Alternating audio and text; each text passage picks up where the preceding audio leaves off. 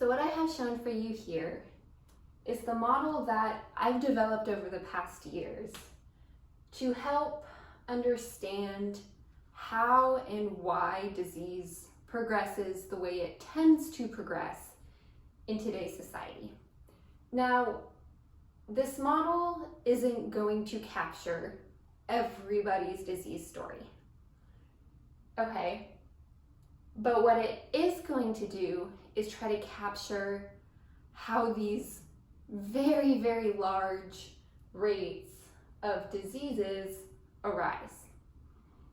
It's going to do something more than that. You know, when we talk about disease, right, we can talk about cardiovascular disease and cancer and diabetes and Alzheimer's. And, you know, we label these diseases because they're tied to the arising of clinically relevant symptoms. But before those clinically relevant symptoms arise, there are years, maybe even decades spent just living in an unhealthy body. Now, when you live life in an unhealthy body, you still experience symptoms. You know, maybe they're not symptoms that take you to the hospital or threaten your life, but they're the symptoms that are noticeable, and they're symptoms that impair or negatively impact your ability to live out the life you want to live, right? Things like low energy, maybe pain or brain fog, just any physical inability to do the thing you want to do that day. So it's important to address this disease factor, but it's also important to address what's happening in that entire time, right, in those years or maybe even decades before that clinically relevant symptom arises. So within this model, I've tried to capture all this. If we think about over time, we have these years of poor health that start back here and progress as a vicious cycle to eventually arise as a clinically relevant symptom, followed by maybe 2 or 3 or 4. So that's what I have here for you with my reprogrammed systems model. Here, I'm about to show you how we can think about how poor health progresses over the years to eventually arise as a clinically relevant symptom that we then label disease. And it all begins with our decisions, with our behavior, because that which we do routinely is what is going to define our state of health. Now remember, as I say this, I promised you in the beginning, this model isn't going to capture every single disease. So if I say it's your decisions and behavior driving the progression of disease, again, I'm not talking about every single disease out there, but I am talking about disease and poor health as is commonly experienced in our modern world. And this type of disease is driven by what we decide to do with each and every day. Are we making healthy decisions that support the health of our bodies, right? Decisions that support the ability of our body to function as nature designed it, right? Or are we making decisions that are not aligned with the design of our bodies and therefore impair the ability of the systems supporting our body to function as they really need to function? So with that, let's walk through this.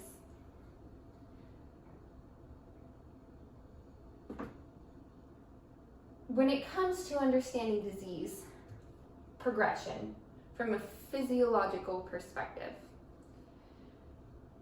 there's numerous pathways we could talk about, right? There's multiple pathways through which disease arises, and they're if you are to go to the doctor and they're going to measure your general state of health, they're going to take several different measurements. Now, talking about that, again, we're put back into this simple linear mindset, this idea that there's one factor that leads to the progression of one disease through one pathway, but that's not how your body works. Your body's a complex system. You have all these different subsystems.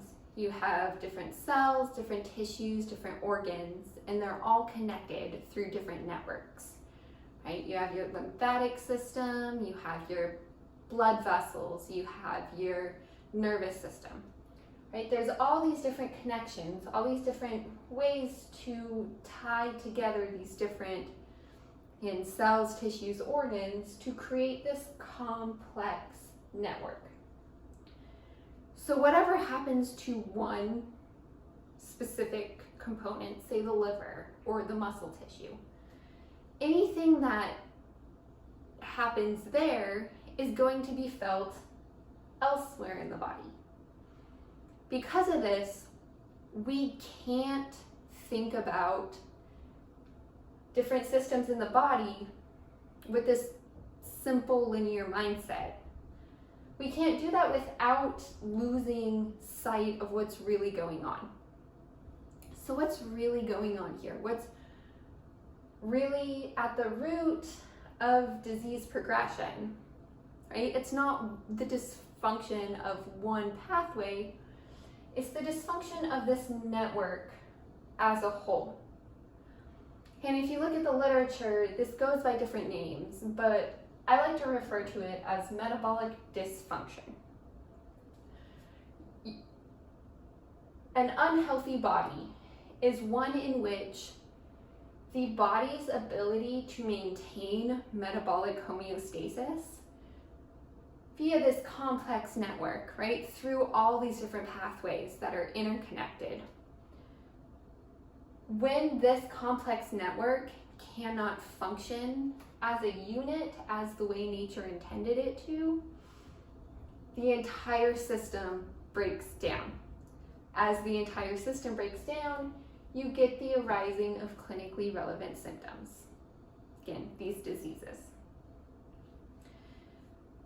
Problem: if we have this complex network that's so interconnected that you can't pull out any specific pathway, how are we supposed to understand what to do?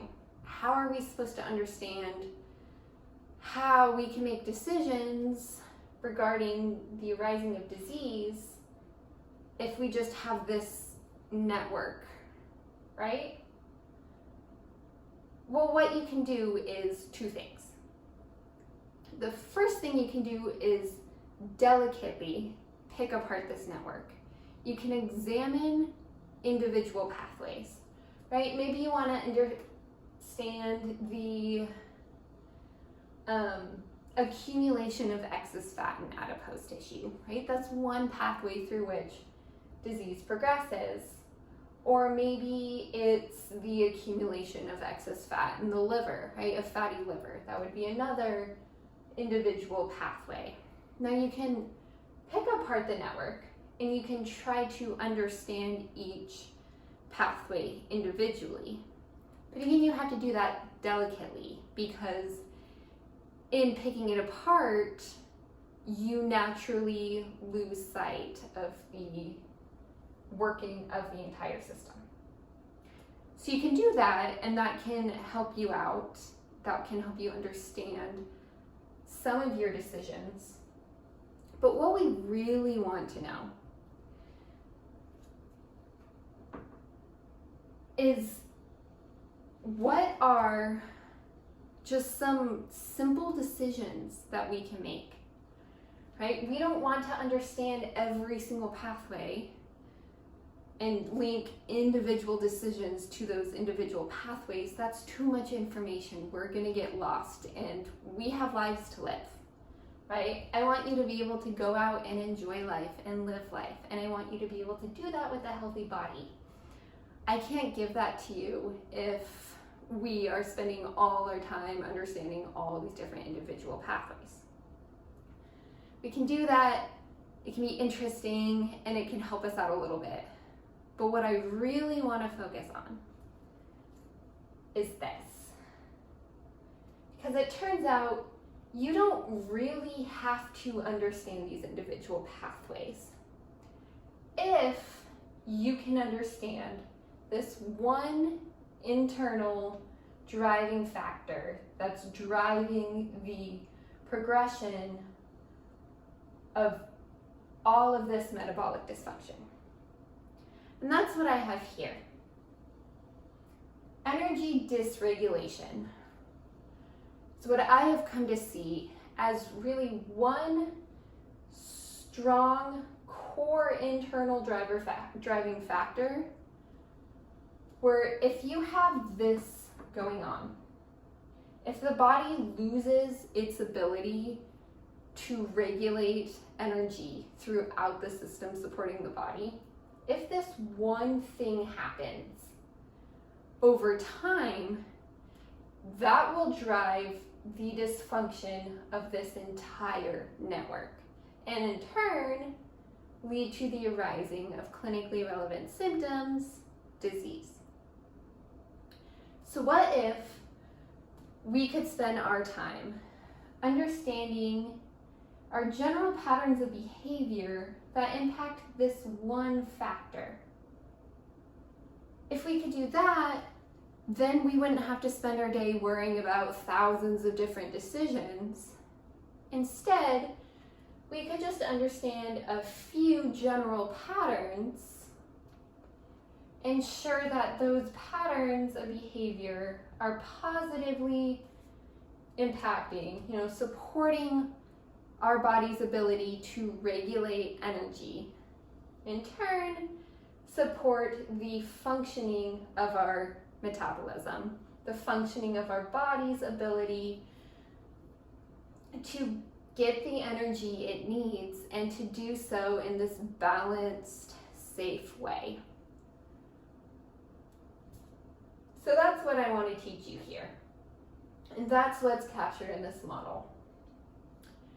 So what we're going to do is we're going to spend time here.